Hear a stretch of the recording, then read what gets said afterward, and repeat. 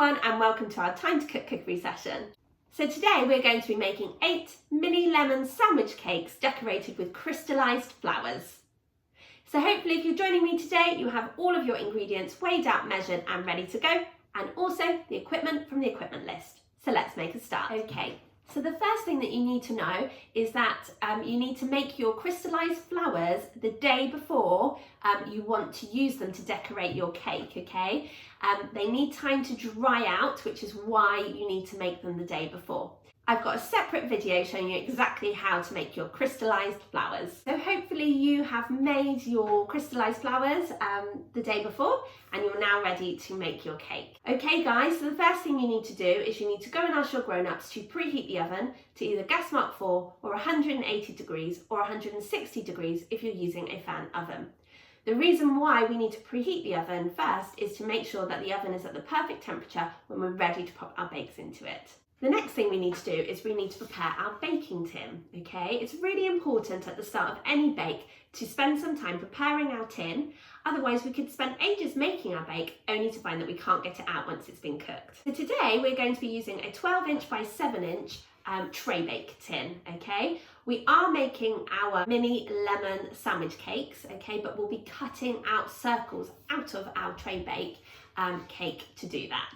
So to prepare your tin, what you'll need to do is you'll need to get some kitchen towel if you've got some, or just a little piece of non-stick baking paper, and you're going to get some margarine or butter, and you're just going to pop some margarine or butter all over the bottom and the sides of your tin.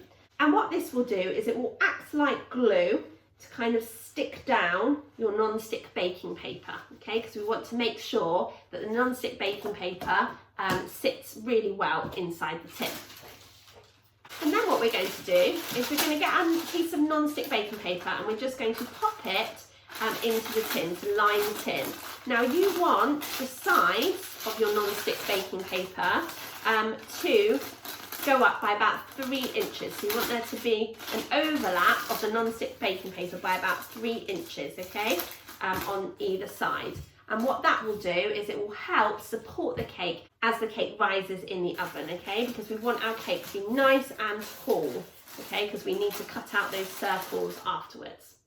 So once you've prepared your cake tin, you can leave it to one side, okay, until we're ready to pop our mixture into it. Okay guys, so now we can get on with making our cake batter.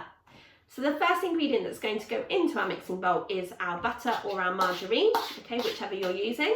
And we're just going to use a spoon to gently soften the butter or margarine. So today I'm using margarine and I've had it out the fridge for a little while, so this won't take me very long. But if I was using butter and I'd only just taken it out the fridge, this would take a lot longer, okay? So basically you need to cream your butter or margarine so that it's nice and soft, okay? Which is going to help you to be able to mix in those other ingredients. So the next ingredient you're going to add is the caster sugar, okay? I'm going to pour it in. And then, using our spoon, we're going to mix together the caster sugar and the margarine until it's all nice and fluffy.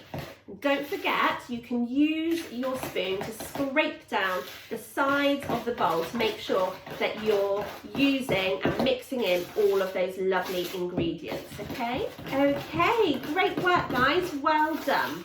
So your mixture should be lovely and creamy, okay, and nice and soft. So the next thing we need to do is we need to grate the zest of our lemon.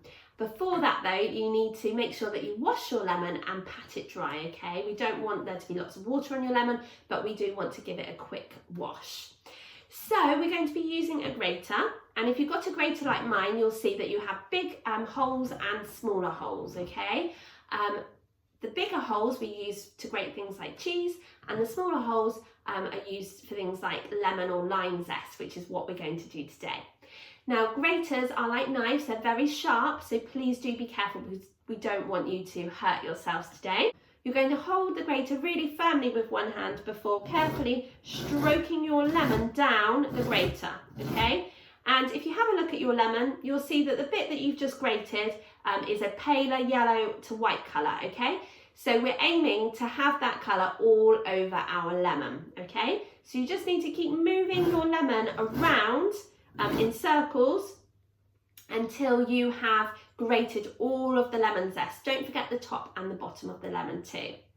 So I'll see you back here in just a minute when you've grated the zest of your lemon, but like I said, please do be careful of your lovely finger. What you're going to do is you're going to add it to your mixing bowl, okay? So if you've got a grater like mine, sometimes it collects in the middle, so just get a little spoon and give it a good wiggle, okay, to get all of that zest that's stuck inside the grater out, okay, like so. You can also scrape the lemon zest off of your chopping board, like so. Okay. Great work, guys, well done. And now using a spoon, you're just going to stir in that lemon zest to mix everything together. Don't forget to keep scraping the sides of your bowl with your spoon to make sure that all of those ingredients have mixed in together really well.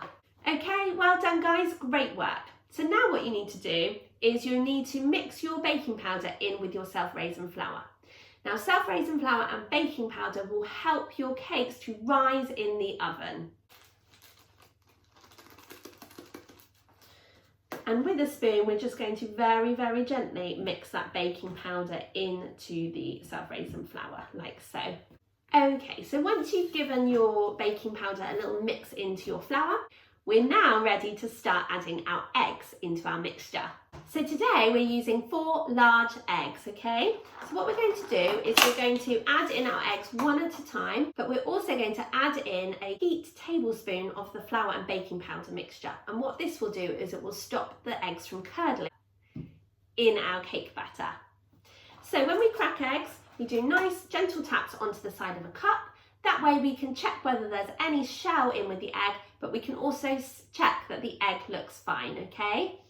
Before adding it into the mixture. If we added our egg straight into the mixture and the egg didn't look very good, then we'd spoil all the rest of the ingredients, okay? So it's a really good idea to break your egg into a separate bowl or cup first. So pop your thumbs into that gap and just pull your egg apart. And there you can see whether your egg looks okay, which it does, and you can fish out any shell if you need to. So we're going to add the egg into the mixture, and we're also going to add that heaped tablespoon of flour and baking powder. We're going to give the mixture a good mix, okay, remembering to scrape the sides of the bowl. Great work guys, well done. And once you've mixed in your egg and your flour mixture, you can now crack another egg, because remember we're using 4 eggs in total. So we're going to do exactly the same thing. Pull the egg shell apart, add the egg to the mixture, and also a heaped tablespoon of the flour and baking powder before giving your mixture a good stir. And we're just going to repeat that until we've added in all the eggs. So you will have some flour left, okay, and that's absolutely fine. Do not add the flour, okay, we're going to add that at a later stage. So just add the 4 heaped tablespoons of flour rather than all the flour. And I'll see you back here in just a minute. Okay, welcome back guys. So hopefully by now you have added all 4 eggs into your cake batter along with 4 heaped tablespoons of flour. So if you do have any raw egg on your hands, now's a really good time to go and wash them. Okay, welcome back guys. So now what we need to do is we need to add in our 4 tablespoons of milk. So I've poured some milk into a cup and I'm literally just going to measure out 4 tablespoons. That's 1, 2, 3 and 4. And now I'm just going to give that mixture a good stir, okay, to add in that milk. Now your mixture will look quite loose and a little bit sloppy. Don't worry, that's absolutely fine because we've still got to add in the rest of our flour and baking powder mixture. So now what we're going to do is we're just going to fold in the rest of the flour and baking powder. To do this, what we do is with our spoons, we draw like a letter S and then do a chop down. So like this motion, okay? We're folding in the rest of the butter rather than mixing it in, okay? So just gonna add in the flour, like so, before doing the letter S and the ninja chop motion, okay? And we're just going to keep doing that action until we have folded in all of that flour and baking powder, okay? Make sure you're using your spoon each time to scrape the sides of the bowl too, okay? To make sure that you've mixed in all of that mixture.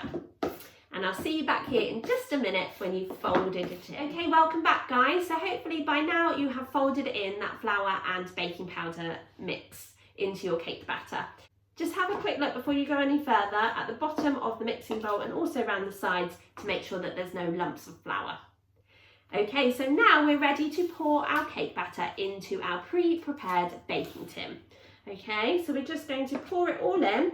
Now if you do have a spatula, you could use this now to just make sure that you're getting all of the lovely mixture out of the bowl. You don't want to waste any.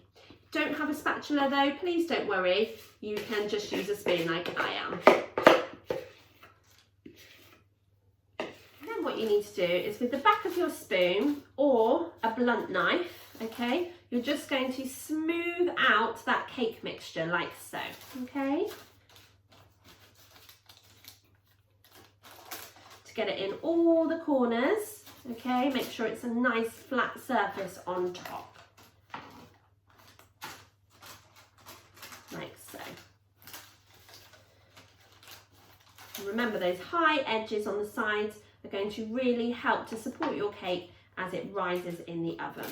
So like I said, you want a nice flat surface for the top of your cake.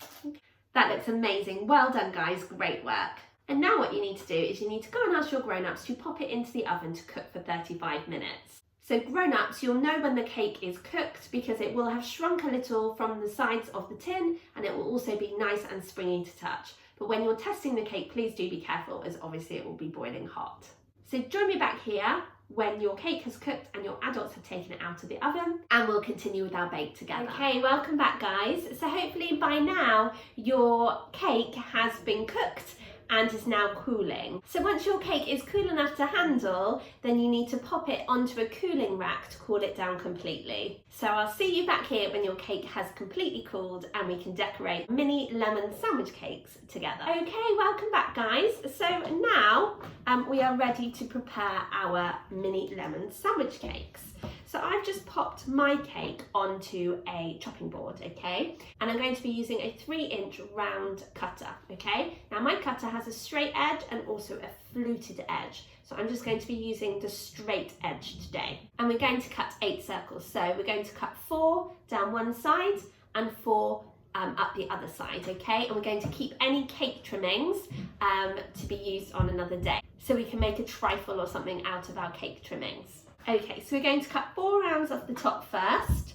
Okay, make sure you go right to the edge and then that will mean that you have plenty of room because we're aiming for 8 circles, okay? So you can give it a little twist to hopefully pop it out, okay? Like so. So twist, twist, twist. And there we have our first cake round. Okay, and we can just pop it out really carefully. Like so. Push it out. Okay, and then we can lay that onto a chopping board, and that's our first cake round. Okay, and when you've done your first one, we're just going to continue, okay? So we're making 8 cake circles or cake rounds in total. So again, just twist it so you get right to the bottom before popping it out like so, okay? And just go really carefully. That one's really tall. So join me back here when you have cut out your 8 circles and I will tell you what to do. Welcome back guys. So hopefully by now you have cut your large cake into 8 smaller circles. So if you have any cake scraps left over, then you can have those later with some custard maybe, or you can pop them in the freezer until you're ready to use them in something like a trifle perhaps. So now what you need to do is you need to get one of your circles of cake, and with a knife you're going to just cut it straight down the middle, okay? So remember, when we're cutting, we're following our golden rules, and they are that we always chop on a chopping board, we're always watching what we're doing the whole time, and we're keeping our fingers well away from the blade, okay? So once we've cut one of the cakes in half horizontally, okay, so we've got two pieces of cake now, we are going to pop on some lemon curd. Now I've just spooned some lemon curd into a bowl. I'm going to give it a little stir just to soften it up a little bit. And with a knife, what you're going to do is you're going to get some lemon curd, and you're going to spread over a thick layer of lemon curd in the middle of your cake, like so. Okay, before popping the top of your cake back on. Okay, great work, guys, well done. Now you're just going to keep going until you have prepared all of your cakes, okay? So we're going to chop very carefully before, with our knife, getting some lemon curd and just spreading it in the middle and spreading it all over one of the halves of cake, okay, like so, before popping the top back on. So join me back here when you have prepared all of your cakes, and I'll tell you what to do next. Okay, welcome back, guys. So hopefully by now you have popped lemon curd into the middle of all of your mini lemon sandwich cakes. So now what you need to do is, in a cup, you need to pop in 2 teaspoons of lemon curd, okay?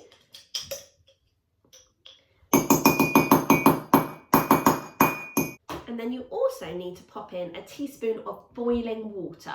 I've just poured this water straight from the kettle, so please do ask your grown-ups to help you with this job.